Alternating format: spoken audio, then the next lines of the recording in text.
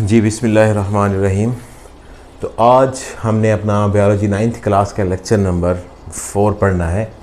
वो है the levels of organisation. कि बायोलॉजिकल सेटअप के अंदर एक ह्यूमन ऑर्गेनिज़म्स को फ़र्ज़ करो हम अगर फोकस करते हैं तो उसका एक सेटअप या लेवल ऑफ ऑर्गेनाइजेशन क्या है। सबसे पहले है इसका सब एटॉमिक एंड एटॉमिक लेवल। कि कोई भी चीज़ जो है, कोई भी चीज़ है लिविंग ऑर्गेनिज्म के अंदर, वो सबसे छोटे सब एटॉमिक या एटॉमिक लेवल से बनी होती है। पहला उनके लेवल का ऑर्गेनाइजेशन क्या है, सब एटॉमिक और एटॉमिक लेवल।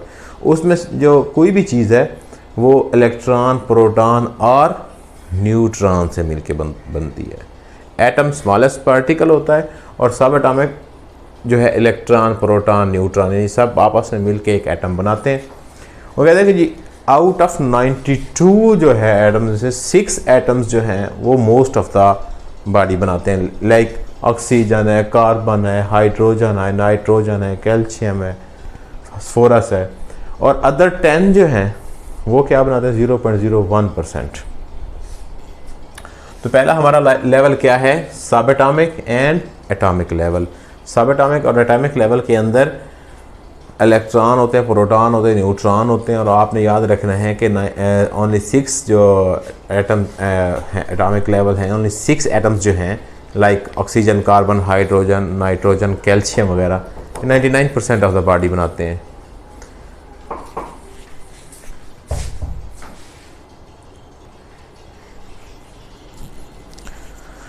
तो जी सब एटॉमिक एंड एटॉमिक लेवल के बाद आ जाता है हमारा मॉलिक्यूलर लेवल या मॉलिक्यूलर लेवल।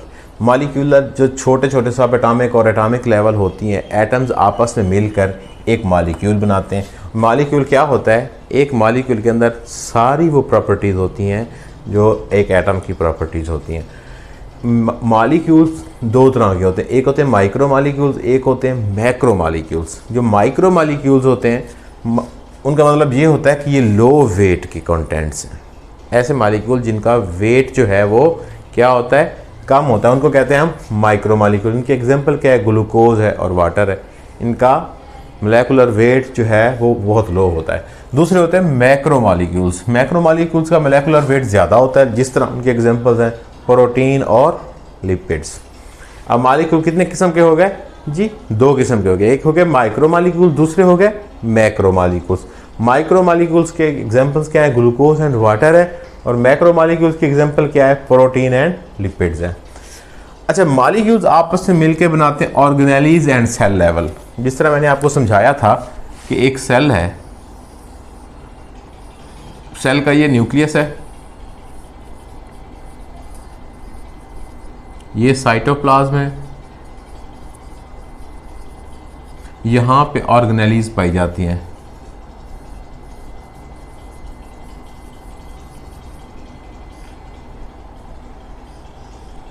ये इसकी सेल मेम्ब्रेन है।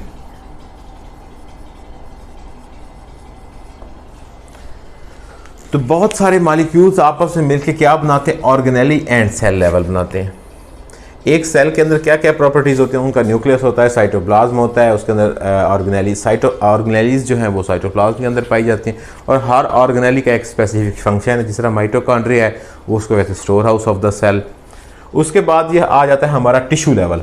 अगर बहुत सारे सिमिलर सेल आपस में मिलकर सेम फंक्शन परफॉर्म कर रहे हैं, सिमिलर सेल्स आपस में मिलकर सेम फंक्शन परफॉर्म कर रहे हैं, तो वो हमारा क्या हो जाता है, टिश्यू लेवल।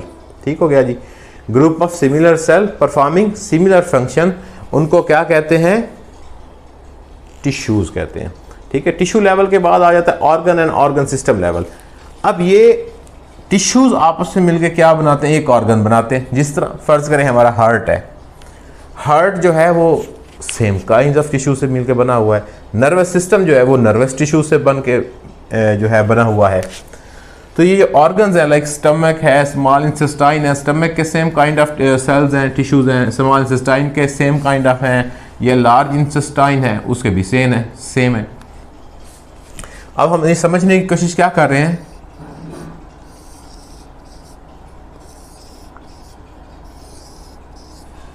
अच्छा बहुत सारे ऑर्गन्स जो हैं जब वो एक ऑर्गन सिस्टम बना देते हैं तो जब पूरी बॉडी का ऑर्गन सिस्टम बन जाता है तो वो एक इंडिविजुअल बन जाता है। जिस तरह कि एक आदमी है, मैन है, वो क्या है, उसके अंदर बहुत सारे ऑर्गन्स हैं, हार्ट है, स्टमक है, लंग्स हैं, स्मॉल इंटेस्टाइन है, लार्ज है, किडनी है, एटसेट्रा एटसेट्रा।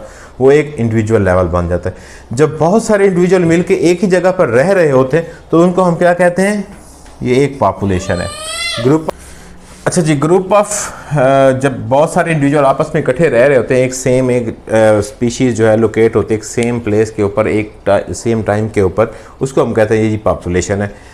फिर बहुत सारी पॉपुलेशंस अगर मिल के एक ही जगह पर रह रही हूँ तो हम उसको कहते हैं ये कम्युनिटी है, और वो आपस में एक दूसरे के साथ इंटरेक्ट कर रही हूँ। जैसे कि एक जगह है, हमारा घर है, हमारे घर के अंदर हम इंसान भी रह रहे हैं, हमारी एक किस्म की स्पीशीज़ है, इंसेक्ट्स भी रह रहे होते हैं, उनकी अलग किस्म की स्पीशीज़ है, और बर्ड्स भी रह रहे होते हैं, उनकी अलग किस्म की स्पीशीज़ है। तो ये सारी स्पीशीज़ जब एक ही जगह पर रह रही होती हैं और आपस में इंटरेक्ट कर रहे होते हैं तो उसको हम कहते हैं ये कम्युनिटी लेवल है। उसके बाद आ जाता है जी बायोस्फीयर लेवल। बायोस्फीयर लेवल क्या होता है, area where living organism interact with non living organisms. वही घर वाली मिसाल देता हूँ या पूरे एक इलाके की मिसाल देता हूँ कि एक पीस ऑफ लैंड है जिसके ऊपर हम रह रहे हैं। लिविंग ऑर्गेनिजम्स जो हैं वो लिविंग ऑर्गेनिज्म के साथ भी इंटरेक्ट कर रहे हैं, और नॉन लिविंग आस्पेक्ट जिस तरह इन्वायरमेंट है, विंड है, एयर है, टेम्परेचर है, उसके साथ भी हम इंटरेक्ट कर रहे हैं, इन्वायरमेंट के साथ भी इंटरेक्ट कर रहे हैं। वो हमारा क्या है, बायोस्फीयर लेवल।